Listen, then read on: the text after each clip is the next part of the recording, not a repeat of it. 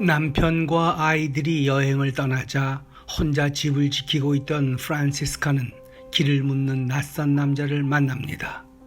지붕이 있는 로즈먼트 다리의 사진을 찍기 위해 메디슨 카운티를 찾은 내셔널 지오그래픽 사진작가 로버트 킨케이드였습니다. 만난 첫 순간부터 한눈에 잊지 못할 운명을 직감하고 사랑에 빠져든 그들은 이제까지 살아온 시간을 나누지는 못했어도 앞으로 살아갈 시간만은 함께하기로 결심합니다. 허나 프란치스카는 남편과 아이들에 대한 죄책감을 떨치지 못하고 메디슨 카운티에 남습니다. 그리고 20여 년이 흐르고 어느덧 프란치스카도 세상을 뜹니다. 헌데 자신이 죽으면 가족 무덤에 매장하지 말고 화장을 해서 로즈먼트 다리에 뿌려달라는 말을 남깁니다. 자녀들은 전혀 이해할 수 없었지만 어머니의 유언대로 합니다. 그리고는 유품을 정리하다가 오랫동안 어머니가 숨겨온 일기를 발견합니다.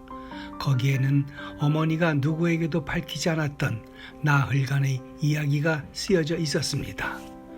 그 말미에 평생 동안 가족에게 충실했으니 죽어서는 로버트를 택하겠다는 유언이 있었습니다.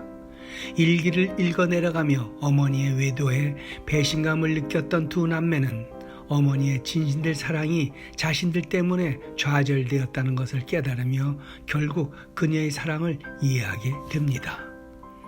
남편이 먼저 죽은 후 로버트로부터 그녀 앞으로 배달되어 온 내셔널 지오그래픽 잡지책 한 권과 카메라, 그리고 그녀의 팔찌, 십자, 목걸이 등도 있었는데 잡지 표지에는 메디슨 카운티의 다리 사진과 함께 4 Days Remembering 이란 제목이 붙어 있었습니다. 소설 메디슨 카운티의 다리 이야기입니다. 노란색 테두리가 있는 표지로 잘 알려진 내셔널 지오그래픽은 전화기를 발명한 알렉산더 그레이엄 벨을 비롯한 33명의 과학자가 1888년 설립한 내셔널 지오그래픽 협회가 발간하는 학술지로 출발했습니다.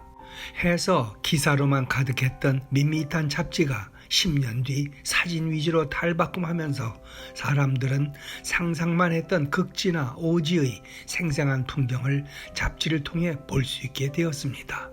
이후 우주, 과학, 역사, 동물 등 다양한 주제를 다루는 종합교양지로 변신해 지구의 일기장이라는 별명이 붙었습니다.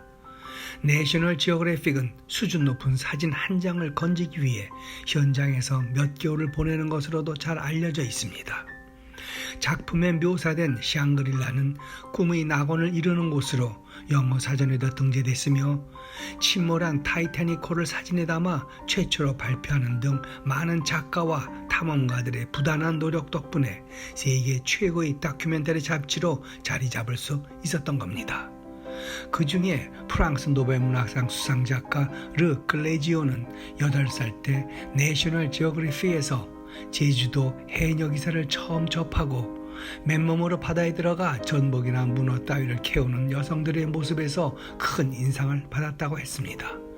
결국 2007년 제주도를 찾은 그는 후에 소설 폭풍우를 발표했는데 그 서두에 제주 우도의 해녀들에게 라고 헌사했습니다. 지난 28일 내셔널 지오그래픽을 소유한 월트 디즈니는 수차례에 걸친 구조조정으로 그나마 남아있던 잡지 소속 기자 전원에게 해고를 통보했습니다. 135년 역사를 간직한 내셔널 지오그래픽은 한때 미국 내 구독자 수가 1200만 명에 달했지만 지난해 말 180만 명으로까지 감소됐습니다. 디지털 미디어에 밀려 인쇄 매체의 쇠퇴라는 시대의 흐름을 이겨내지 못한 것입니다. 고맙습니다.